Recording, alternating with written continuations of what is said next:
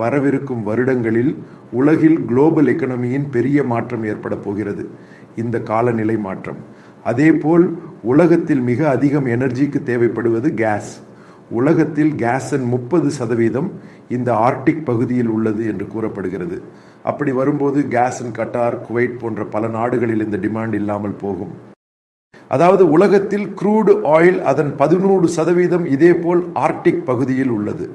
அதாவது புரிந்து கொள்ளுங்கள், கன்க்ளூடு செய்யும் பகுதி என்று சொல்வது காலநிலை மாற்றம் காரணமாக ஒரு இடத்தில் பிரச்சனை ஏற்படும், மற்றொரு பகுதியில் ஐஸ் மெல்ட் ஆகும்போது இந்த பெரிய பொருளாதார லாபம் உலகத்தில் பல நாடுகளுக்கு ஏற்படும். அது இன்றுள்ள பலவற்றின் விலை குறையவும், பல நாடுகள் மனாப்பொலியாக வைத்திருக்கும் பலவற்றுக்கும் அது வீழ்ச்சி ஏற்படவும் காரணமாகும். சைனாக்கு வீழ்ச்சி ஏற்படும், இந்த அரேபியன் நாடுகளுக்கு வீழ்ச்சி ஏற்படும். காரணம், அவர்கள்தான் பலவற்றை ஆயில் இருந்தாலும் கேஸ் அனைத்தையும் மனோபொலியாக வைத்திருக்கிறார்கள்.